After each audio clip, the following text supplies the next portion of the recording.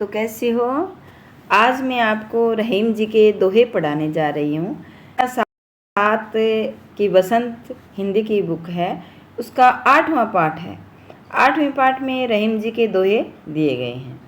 तो पहला दोहा है कि कही रहीम संपत्ति सगे, बनत बहुत बहुरीति, विपत्ति कसोटी से कसे, तेई सांचे मीत। यानी यहाँ रहीमदास जी क्या कह रहे हैं, यहाँ रहीमदास जी धन दौलत के बारे में बता रहे हैं कि जिसके पास अधिक संपत्ति होती है, संपत्ति का मतलब अधिक धन दौलत होता है। संपत्ति का मतलब क्या होता है? अधिक धन दौलत। बनत बहुत बहुरीत, यानी उसके सगे संबंधी या मित्र बहुत ही बन जाते हैं। विपत्ति कसोटी ते जय कसे, तेई सांसुमीत। विपत्ति कसोटी यानी मुसीबत में, संकट के समय में जो काम आता है वही सच्चा मित्र होता है,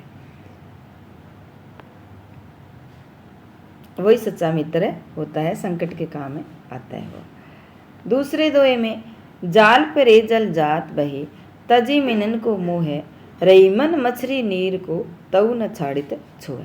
इस दोहे में रहीमदास जी ने क्या कहा है? रहीमदास जी ने इस दोहे में कहा, या मछलियों का चित्र दिया हुआ है ना, कि मछली है वो जल से बहुत प्रेम करती है, लेकिन जल मछली से प्रेम बिल्कुल भी नहीं करता। जाल परे जल जात भई, अगर जब समुद्र या तालाब में जाल को डालते हैं मछली पकड़ने के लिए, तो मछलियां जाल में सारी आ जाती है।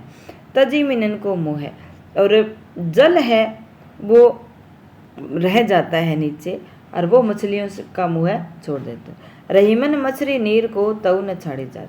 तो रहीमदास जी कहते हैं कि जल तो नीचे रह जाता है, लेकिन बाहर मछली को निकाला जाता है तो वो जल के प्रेम में इतनी उसका मोह होता है जल से, कि वो बाहर आते ही तड़प तड़प कर अपनी जान दे देती है। तऊ न छाड़ित छो है, वो उससे बहुत ही प्रेम करती है जल से।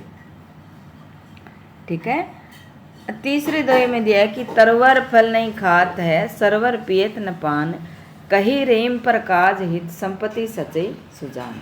यहाँ ये पेड़ का चित्र दिया हुआ है, पेड़ का चित्र दिया है, इसमें अच्छे अच्छे फल लगे हुए हैं, आम के फल लगे हुए हैं ना।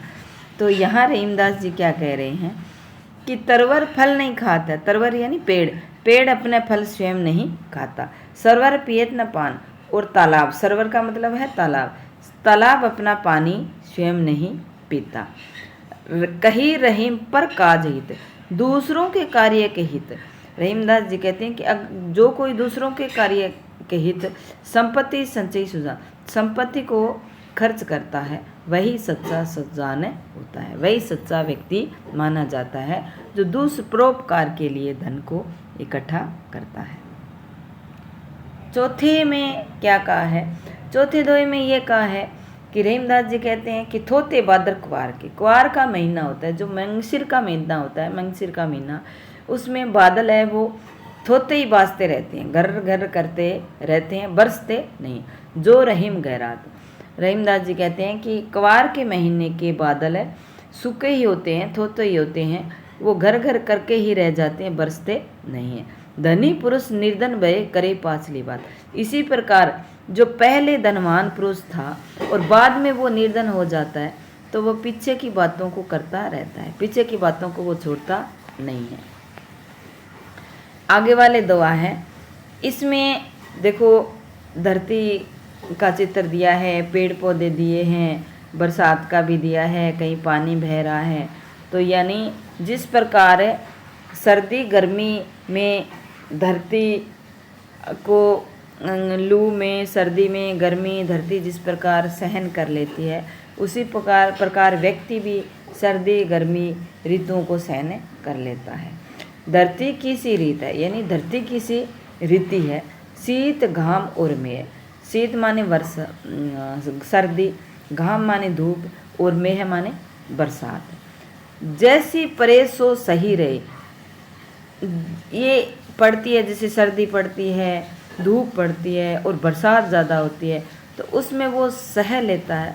त्यो रहीम ये दे, इसी प्रकार हमारा ये दे माने हमारा ये शरीर है, तो इसको, इन तीनों को, सर्दी को, गर्मी को और बरसात को सहन कर लेता है। ये धरती की तरह ही है। जिस प्रकार धरती सर्दी गर्मी धूप सबको सहन कर लेती है, उसी प्रकार हमारा शरीर भी इन सबको सहन कर लेता है। तो ये 4-5 दोहे दिए रहे इनके, इनका हिंदी अनुवाद मैंने बताया है, सो आप याद करना।